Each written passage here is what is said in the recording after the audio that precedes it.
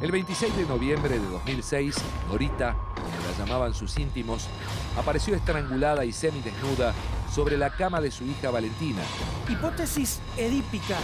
Si se ha equivocado en sus últimos tramos de su vida, la perdonamos totalmente. Es difícil así determinar si esto va a terminar en la impunidad o no. Absolver a Marcelo Eduardo Macarrón. Escucho concluido. Muchas gracias.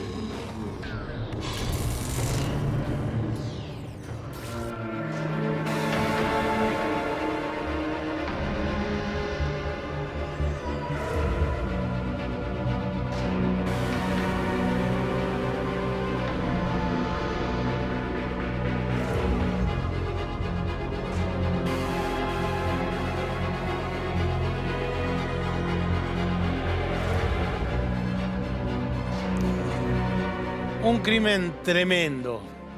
Violación, amantes, juegos sexuales, había dinero de por medio, testaferros. ¿Cuál es la verdadera historia del caso Dalmaso? Hoy aquí, en Crimen y Misterio.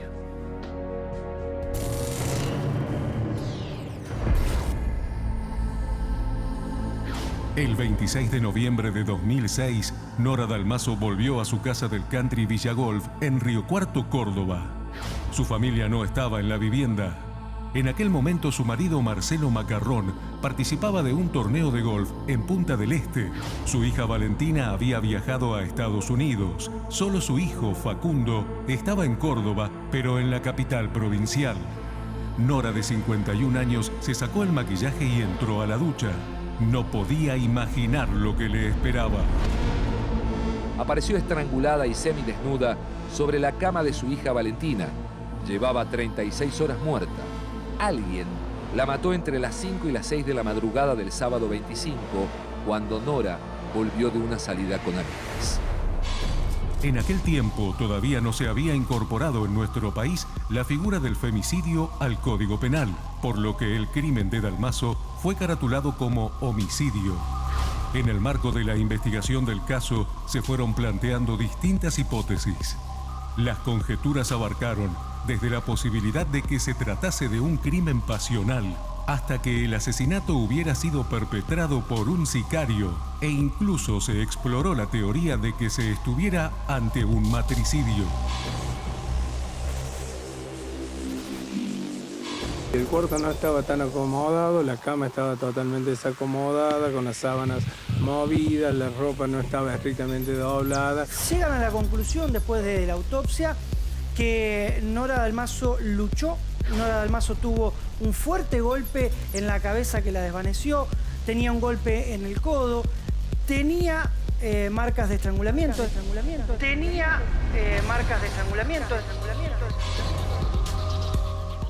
De acuerdo con el testimonio de los peritos que intervinieron en el caso, la escena del crimen fue contaminada por impericia del primer grupo de profesionales asignados para investigar el hecho. La víctima fue sorprendida, fue golpeada, fue violada y fue estrangulada. A su vez, la autopsia realizada al cuerpo de Dalmaso resultó ser incompleta.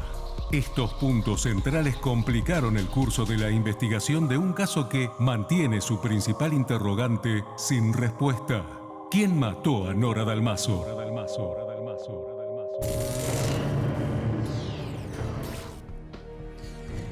Doctor Raúl Torre, estuvo en Río Cuarto. Sí, así es. Participamos en la investigación. ¿Y qué se encontró? Nosotros, el análisis que hicimos originalmente con el doctor Osvaldo Raffo y el doctor Juan José Fenoglio, ya nos aportó como mecánica más probable del hecho el de un delito contra la integridad sexual seguido de muerte, ¿no? O sea, alguien que la sorprendió a ella. Nosotros creemos que la víctima de algún modo pudo haber sido acechada, toda vez que no estaba específicamente en un comportamiento rutinario y que fue atacada... ¿Qué significa no estaba en un comportamiento rutinario? Claro, ella estaba en una cena con un grupo de amigas, entonces esto no pertenecía a la rutina de la vida cotidiana, a esa cena fuera de su hogar. O sea que alguien la acechó, esperó que llegara a su casa y de alguna manera la atacó, ¿no? ¿Y cómo entró? Nosotros creemos que por escalamiento. No era muy difícil acceder a la planta superior de la casa. Aclaremos que fue en periodo estival, hacía mucho calor, las ventanas abiertas, ¿verdad? Porque la casa estaba, se estaban haciendo una suerte de reparaciones. Sí. Entonces nosotros creemos que el ¿Qué criminal... significa? ¿Que por una pared subió? Había una enredadera ahí, que nosotros hicimos varias inspecciones oculares, hicimos inspecciones oculares de día y de noche, para de alguna manera recrear el exacto momento del hecho, ¿no? Creemos que sí, que accedió por escalamiento a la planta superior y creemos que la atacó luego de bañarse, que era una conducta regular que ella tenía en su vida cotidiana, era la de ducharse en la noche. Ella sale del baño y ahí la atacan. Es lo que le pareció a usted viendo la escena. A nosotros nos pareció que a lo mejor no necesariamente inmediatamente, puede haber sido un rato después porque se veía un libro, estaban sus lentes ahí, o ella se preparaba para leer algo, o lo estaba leyendo. De cualquier manera, los mecanismos lesionológicos eran clarísimos. Pero el ataque es cuando ella ya estaba leyendo... Nosotros creemos que cuando se desplazaba desde el baño al dormitorio, no hay forma de establecer precisamente dónde, ¿verdad? Pero esa es toda la escena del crimen primaria. ¿Y cómo es el ataque? Creemos que la atacó desde atrás. Raffo y Fenoglio visualizan las lesiones propias que la van a conducir a la muerte, pero también tienen la idea de que pudo haber sido tomada desde atrás, o alguna compresión antebraquial, o acallada su posible emisión de algún sonido con la mano. ¿Se escuchaba de casas de cerca? No. Era una casa bastante aislada en un barrio... Es un barrio cerrado, ¿no? Es un barrio cerrado. No hay una medianera inmediata. ¿Pero es un barrio cerrado al que puede entrar cualquiera o es un barrio al que hay que entrar por un sistema de seguridad? No, puede acceder cualquiera. Cualquiera. Que es otra de las cosas que ensayamos también, ¿no es cierto? Ahora, cuando ustedes de alguna manera van y dicen este es un ataque desde atrás, puede ser cualquiera porque es un intento de violación, entiendo. Nosotros creemos... No, fue violada. Fue un delito contra la integridad sexual seguido de muerte. Ajá, bueno, entonces... Es más, hay una lesión muy particular que tiene cerca del ombligo, que nosotros creemos que es muy posible que haya sido la malla del reloj, de un reloj. O sea, el agresor tuviera colocado un reloj y le procurara esa pequeña lesión en zona de la cintura, ¿verdad? Pero mi pregunta es la siguiente, y creo que en esto vamos a coincidir. La política dijo, acá hay gato encerrado y Macarrón tiene que ver con el Juan Manuel de la Sota. Absolutamente. Y entonces Luis Juez estaba del otro lado y están tratando de tapar algo de la política y del otro lado lo mismo. Hubo como una guerra política que enturbió el caso. Yo creo que más que eso se instaló la política en el caso y de alguna manera se la vinculó con una relación personal con un ministro del entonces gobernador de la Sota, y todo se canalizó en ese sentido y se distrajo el eje central de la investigación, cuál era indagar por qué estaba muerta O sea, Nora Dalmaso, la política arruinó esta investigación. Yo creo que sí. Yo no tengo dudas sobre esto. Es más, cuando existió un sospechoso, Gastón Zárate, al que se conoció con el nombre de Perejil, hablamos nosotros con gente de Córdoba que nos decía, es imposible que, porque hubo una marcha, una especie de marcha de protesta en demanda de justicia que se dirigió inclusive para presionar al juez de la causa, creo que hasta la casa del juez, si no me traiciona la memoria, y se repartió perejil a todo el mundo. Y nos decía gente de Córdoba, no había posibilidad de que hubiera tanto perejil en este lugar. ¿Está claro lo que quiero decir? Claro. O sea, de alguna manera... Trajeron perejil a Río Cuarto. O sea, fue una marcha que de alguna manera estuvo signado por la presencia de activistas, agitadores, etc. Lo vamos a profundizar en el programa, pero mi pregunta es, alguien que trabajaba en las reformas, alguien que que sabía que ella estaba sola, porque el marido estaba, Marcelo Macarrón estaba en Punta del Este, podía haber aprovechado la oportunidad. Sí, claro que sí. Estas son las hipótesis del caso.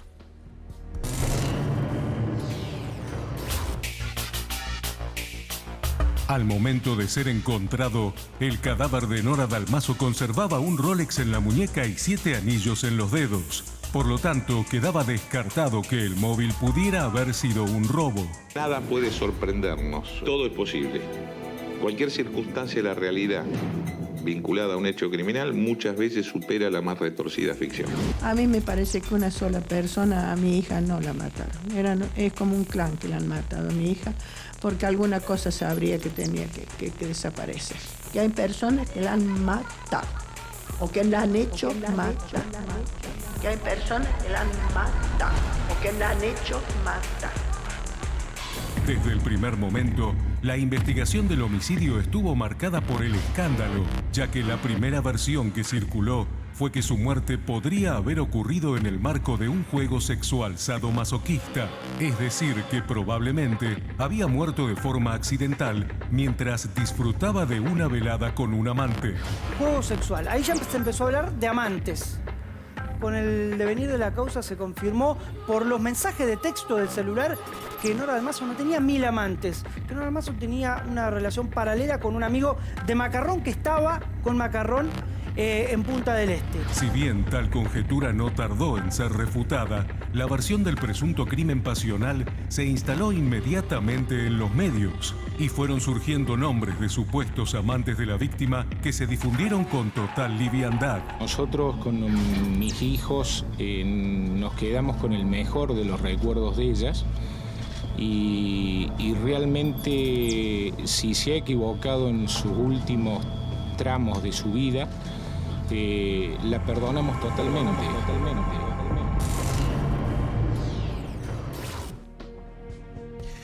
Doctor Torre, entonces, cuando usted viaja a Río Cuarto, ¿qué escena se encuentra? ¿Qué escenario se encuentra?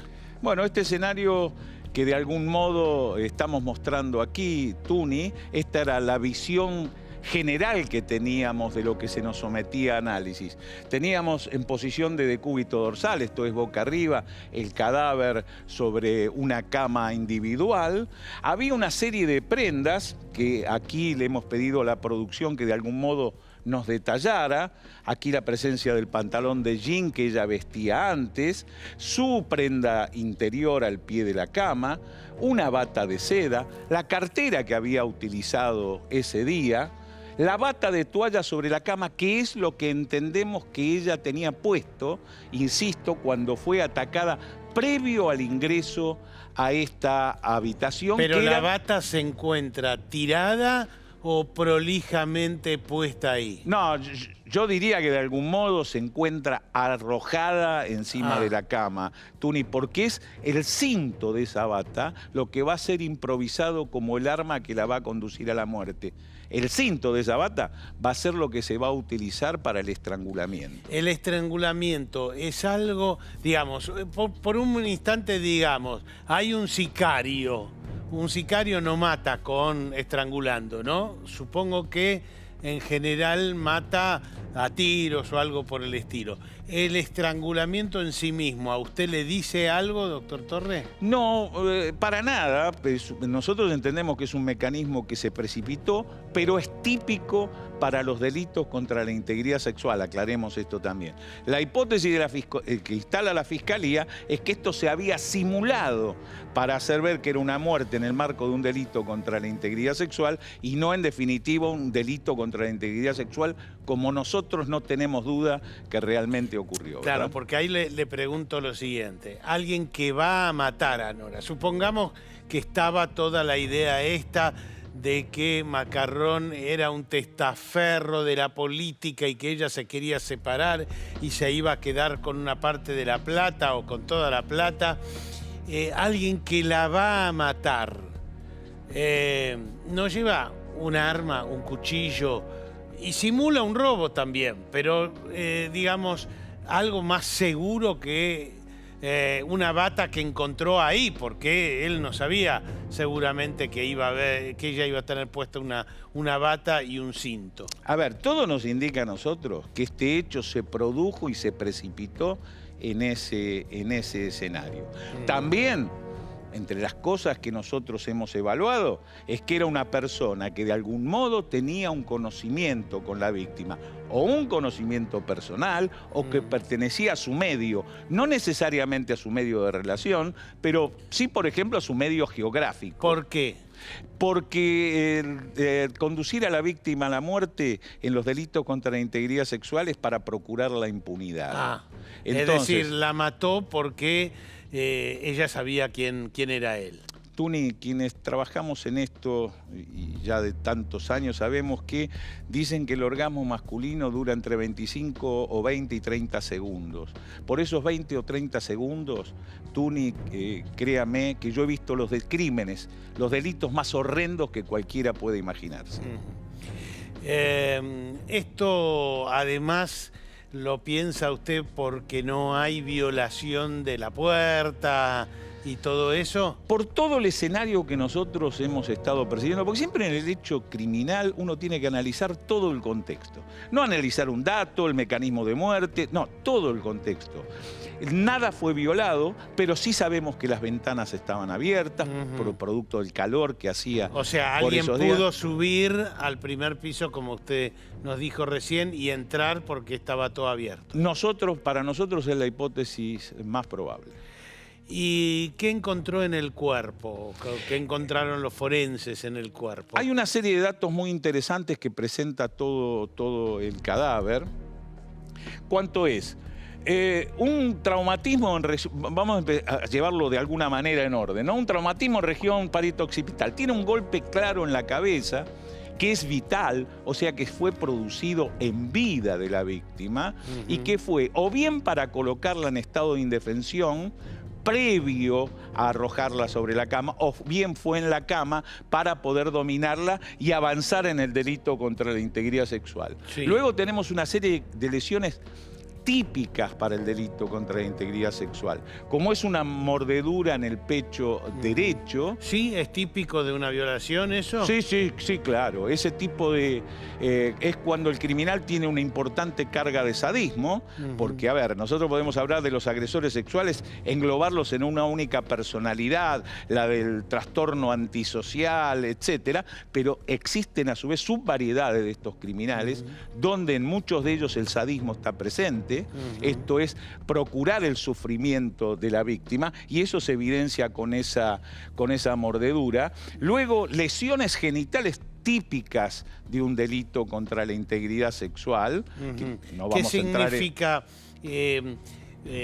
digamos, algo parecido a golpes, a poner fuerza, a dedos, No, lesiones en los genitales que se pueden atribuir claramente a la introducción en esa zona de un miembro viril, por ejemplo, o de un elemento peniforme que tenga sus mismas características. Entiendo. Esto es lo que nos dicen los médicos habitualmente, porque ellos especulan en función de cientos de casos similares que han tenido análisis. Ahora, ¿no? doctor, parte de los que participaron de este caso dicen, no, fue sexo consentido, fue sexo fuerte pero consentido. Usted viendo la escena y viendo... Otros dicen, no sé si usted le da importancia a eso, que ella para encontrarse con alguien no se hubiera sacado el maquillaje. Por ejemplo, ¿usted le da entidad a eso? No, eso es relativo porque nosotros no podemos saber en qué contexto eso puede ocurrir o no. Lo del sexo consentido fuerte, personalmente respeto a quienes opinan en ese sentido, pero ni remotamente a mí se me ocurre esa posibilidad. Respeto a los que piensan de ese modo, pero yo tengo aquí claramente un escenario de un delito contra la integridad sexual seguido de muerte. Aclaro, no es la visión de Rafo, de Fenoglio y mía, sino el doctor Cachaguerra, un prestigioso médico forense de la provincia de Córdoba, piensa en idéntico sentido, así lo expresó al momento de la investigación y así de alguna manera fue vertido por él mismo en el juicio oral, ¿no? Doctor, veamos una hipótesis que cada vez que usted y yo la hemos planteado en todos estos años, nos han caído encima como si dijéramos una barbaridad tremenda. La hipótesis del perejil.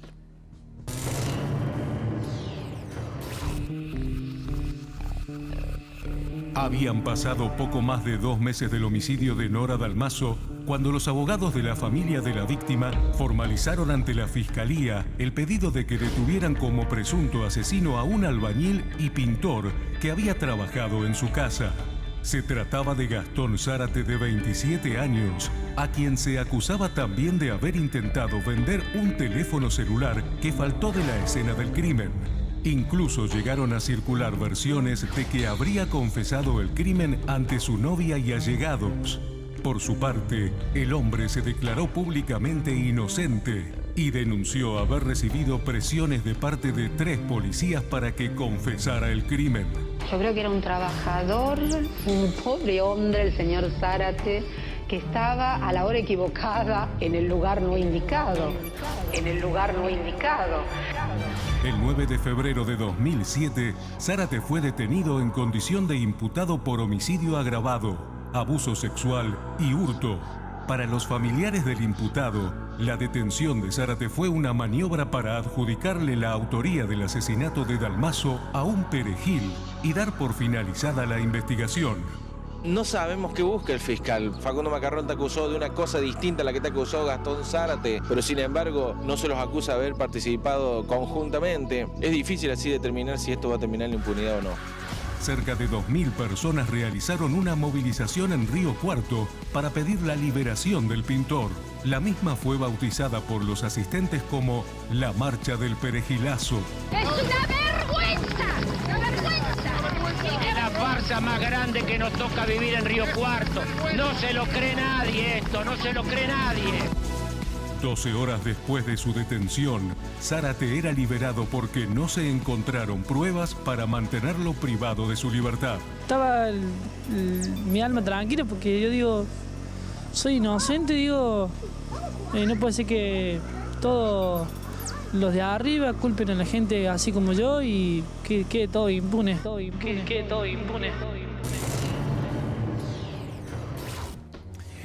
Vamos a saludar al doctor Juan José Fenoglio, que estuvo en Río Cuarto cuando fue también Raúl Torre y que vio de alguna manera, supervisó la autopsia. Doctor Fenoglio, ¿cómo le va? ¿Cómo anda? Muy bien, gracias. Y acá estamos de alguna manera, digamos, frente a un crimen impune, tratando de reconstruir qué es lo que se vio, qué es lo que se vio en el cuerpo. Para usted, una violación. Sí, sin dudas. No hay elementos que inclusive hagan dudar de que esto haya sido otro tipo de hecho. Todos los indicios son de una relación no consentida,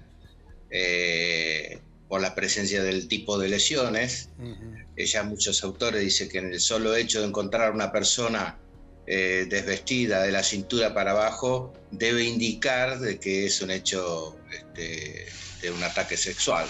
Doctor, ¿por qué plantean esta duda de si sexo consentido o no, habiendo, por ejemplo, un golpe en la cabeza? No, pero el planteamiento yo creo que se dio más por una cuestión de antes de que se investigue todo esto, plantear que Nora tenía muchos amantes y que tenía una vida licenciosa, por decir así, cosa que luego no fue real. Entonces se justificó con eso una conducta de Nora Dalmaso que no era la que correspondía. Claro. Entonces se le dio a esa cuestión como un dato de importancia para decir que en realidad fue una relación sexual más con uno de sus amantes y que por ende no podía ser una violación. Pero esto siguió con otro elemento que es la muerte y y las lesiones que presenta son típicas de un delito de abuso sexual. Hay algo interesante. ¿Cómo te va, Juan? Te mando un abrazo. Hay algo muy interesante que realmente se desconoce, que no, de alguna manera la prensa nunca tomó adecuado conocimiento. Cuando nosotros hicimos la inspección ocular con Fenoglio del escenario, la señora que trabajaba en la casa nos dice, acá hay una mancha en el piso que está desde aquel momento. Hay una serie de manchas, una especie de goteos, que la señora nos indica, no, esto está aquí. Y al día siguiente del hecho, o al otro día, se plastificó. La mancha quedó de alguna manera atrapada para el fin de los tiempos ahí. Juan Fenoglio se obsesionó de alguna manera, discúlpame Juan, pero creo que fue así, con esa mancha. Y volvimos, como fuimos varias veces a la casa, volvimos y él específicamente levantó de ese grupo de manchas una de ellas. Juan, a mí me gustaría que le explicaras a Tuni cuál fue tu trabajo específico con esa mancha, porque es evidencia forense de alguna manera. ¿Cuáles fueron tus hallazgos? ¿Qué es lo que hiciste con esa mancha? Bueno, esa mancha, primero el personal doméstico comenta que primero se intentó limpiarla con alcohol, que es otro método de conservar una muestra biológica, y luego plastificada. Entonces lo que se hizo fue levantarla, un pedazo de la madera, el piso era de madera, con una hoja de bisturí, una pequeña porción, y la llevamos a analizar de la única forma posible en que la muestra no puede ser alterada, o sea, no produce ninguna alteración, que es la visualización mediante un microscopio electrónico de barrido. Y llamativamente se encontraron dos imágenes que, si bien nosotros no podemos aseverar de que se tratara de un espermatozoide, porque eran muestras biológicas parcialmente degradadas. ¿Pero era en el piso de la habitación o era en el corredor o en el acceso a la habitación? ¿Era en la propia habitación? No, en la propia habitación, sí. Había una serie de manchas, 4 o 5 manchas, que además... O sea, podía ser semen eso que encontró... Podría ser. Se ve una imagen de un supuesto espermatozoide, probable, pero que presenta las 3 porciones que tiene un espermatozoide, cabeza, cuello y cola, y de las dimensiones que normalmente tiene un espermatozoide. Sería mucha casualidad que no lo sea, pero también no lo podemos aseverar porque, vuelvo a decir, una mancha biológica puede transformarse. Que nosotros, nosotros informamos de esto en un informe al fiscal, el cual no lo tomó como prueba. Y bueno, esa mancha que todavía yo la tengo, la preservo, podría haber servido para un posible análisis de ADN. Esa mancha Fenoglio lo detecta utilizando el microscopio electrónico de barrido de la Facultad de Ciencias Exactas de la Universidad de Morón, ¿verdad? Es real que esta mancha fue lograda fuera del proceso. Ha perdido lo que se conoce el escenario como la cadena de custodia. Es que entonces la escena estuvo mal levantada, por decirlo de alguna manera. Se perdieron pruebas. Esa mancha fue absorbida por el piso, en el piso. Evidentemente eso no fue analizado, ¿verdad? Y quedaron otro grupo de manchas en el lugar. Mucho cuidado que Fenoglio sacrifica una de las manchas. Era toda una seguidilla, un grupo. O sea, hoy, además, con los avances de la ciencia, hasta se podría analizar lo que quedó, si es que todavía quedó. Porque no... Claro que sí, pero lo importante es que fuera un espermatozoide. De alguna manera nos estaba dando la explicación por qué no fue encontrado semen en el cadáver. Si tiene lesiones genitales, ¿por qué no se encuentra el perfil genético masculino? Bueno, un profiláctico. Por ejemplo, y que al quitárselo, por ejemplo, ahora sí estoy especulando, haya caído una mancha. Esa seguidilla de manchas próximo al cadáver en la habitación, ¿no? Entiendo. Le insisto entonces con la primera pregunta, Juan. ¿Cómo no se definió la situación con el golpe en la cabeza? Porque el golpe de la cabeza ya termina con la historia de que sexo consentido, de que ella le abrió a un amante, de esto y lo otro. Un golpe en la cabeza tan fuerte... de alguna manera termina con cualquier polémica. Sí, seguro. Además, si uno ve la distribución de la habitación, del pasillo y del baño, en realidad era imposible entrar a la habitación de ella, que estaba para el otro lado del pasillo, porque esa habitación estaba en refacción. Por lo tanto, al sorprenderla al salir del baño, que es lo que nosotros suponemos, el único lugar donde llevarla era la habitación de la hija. No está claro si el golpe fue en ese momento para hacerle perder la conciencia, o el golpe fue contra la pared, porque por la posición del cuerpo parecería, y la ubicación del golpe, parecería que se hubiera golpeado contra la pared, ya que esa cama estaba apoyada a la pared. Doctor, la última. ¿Se defendió? ¿Pudo defenderse?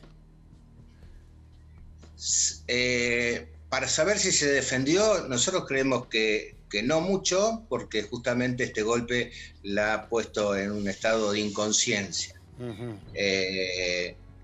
Pero bueno, tendríamos que tener el imputado para saber si hubo una defensa. Pero claro, para ver si tiene digamos, si tiene rastros de uñas o de algo por el estilo. Pero en realidad yo voy a coincidir con Fenoglio. Yo creo que la víctima fue puesta en estado de indefensión, fue tomada casi desvanecida, de atrás, digamos. Y el golpe fuera previamente o fuera después, para sí la comisión del delito contra la integridad sexual, la víctima estaba en total estado de indefensión. Gracias, doctor Fenoglio. Muchísimas gracias. No, gracias a vos. Gracias. Raúl, bueno, tenemos una escena en la cual sale del baño, le pegan el golpe, hay una violación y después el estrangulamiento para evitar que lo reconozcan. El estrangulamiento para asegurarse la impunidad al criminal, no tengo ninguna duda. Por eso cuando nosotros dijimos lo mismo con Ángeles Rawson, pertenece al medio. No quiere decir que al medio que tuviera una relación con la víctima de amistad, una relación de persona a persona, sino del medio geográfico, que curiosamente en este mismo sentido se expidió el FBI. Aclaremos que el informe del FBI fue un bochorno que demoró 2 años, sí, ¿no? Una algo por el estilo. Barbaridad para un hecho que mantenía de alguna manera en ese momento en vilo a la nación argentina, sí, ¿verdad? Pero terminó coincidiendo exactamente con nuestra apreciación de todo el contexto del hecho. Además de esto, nosotros estamos obviando algo que es que el perejil, Gastón Zárate, tenía antecedentes de violencia.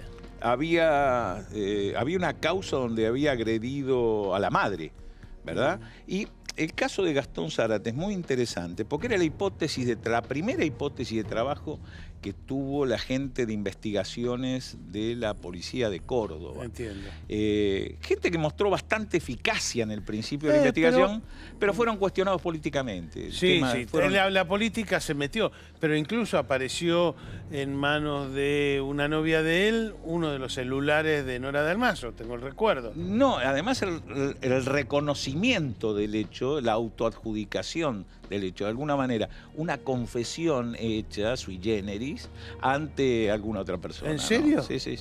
No me digas. Por eso la información a los investigadores de la policía cordobesa les llega. A ver, aclaremos que los funcionarios cordobeses actuaron, yo creo que de primer nivel. La gente de investigaciones de la policía de Córdoba lleva a cabo una investigación seria al primer tramo. Se metió en la y política. El médico forense, el doctor Cachaguerra, que dijo... esto es una violación. Es un delito contra la integridad sexual seguido de muerte, es una violación seguida de muerte, para ser claro. O sea, la policía de Córdoba trabajaba en esa inteligencia. Sí, yo creo que el ingreso de la política al caso fue lo que perturbó de alguna manera instalar en los medios lo de los decenas de amantes, las remeras esas. Yo no estuve con Norita. Hoy seguramente muchas organizaciones feministas estarían reaccionando fuertemente con lo que pasó con Nora Dalmaso. Este caso fue tan delirante, tan vergonzoso, además, que hubo hasta una imputación contra el hijo de Nora Dalmaso y Marcelo Macarrón. Esta es la historia.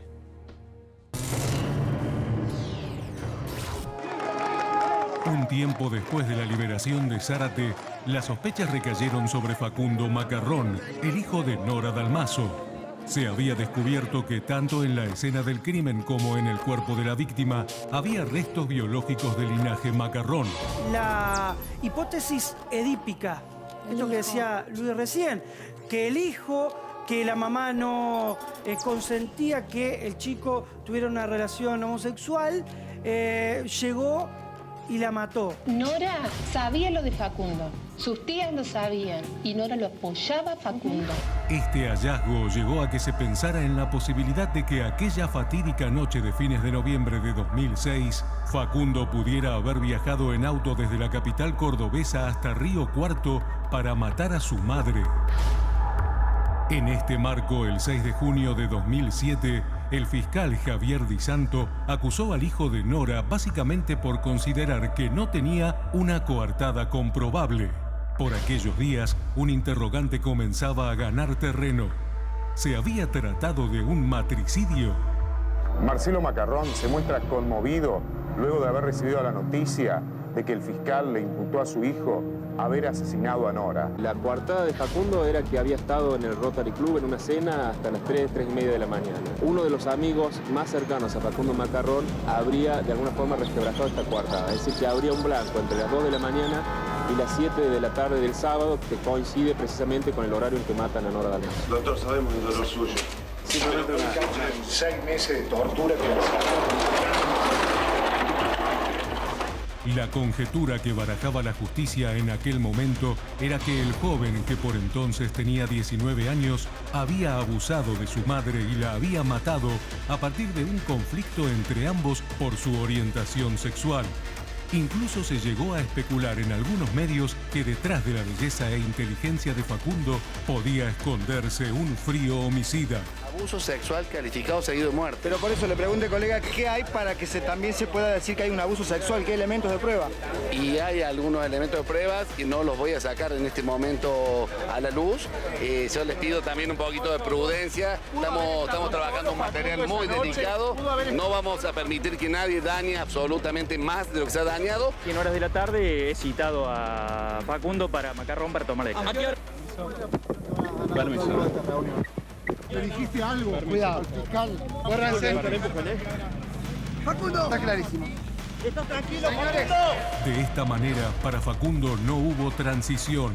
Como una pesadilla que sigue a otra, mientras intentaba asimilar el impacto que produjo en su vida el asesinato de su madre, le informaban que se lo acusaba de ser el presunto responsable de su muerte. Hay gente que ha dicho que es el mismo hijo. Eso sí que me dolió mucho. La adoraba su madre. ¿Cómo van a poner ese chico que tuvo 2 años inculpado en la muerte de su madre? 2 años que lo quisieron poner para salvarse todos los otros. Pasaron años hasta que finalmente, durante los primeros días de octubre de 2012, el fiscal Di Santo pidió el sobreseimiento de Facundo Macarrón. La verdad que se nos cae un poco la cara de vergüenza de esta parte de la investigación judicial. Arranca por un ADN, ¿no? No llegó a ser un ADN completo, era un perfil cromosomático con el haplotipo Macarrón o el linaje Macarrón, masculino obviamente, encontrado en la bata, en el cinturón de la bata de Nora Dalmaso, pero que era una casa donde vivía todo el linaje Macarrón, claro, que de los cuales 3 generaciones estaban en vida. ¿Cuánto dura un elemento de ADN? No, pero se han encontrado ADNs en las momias. No. O sea, que en una bata puede haber, porque algo de Marcelo Macarrón, que era el marido, de hacía una semana, un mes o algo por el estilo. Que Marcelo Macarrón, y esto lo digo, yo no está quiero, en la causa, ¿sí? No quiero perjudicar más a las víctimas, victimizarlas más de lo que han sido victimizadas en este caso, pero él reconoce en la causa, y esto tiene estado público, que inclusive tuvo relaciones antes de viajar con Nora Dalmaso, ¿verdad? Mucha duda, mucho misterio y sobre todo impunidad. Raúl Torre y yo tenemos siempre la misma idea de que esto fue una violación, un homicidio y que el asesino está más a mano de lo que se piensa.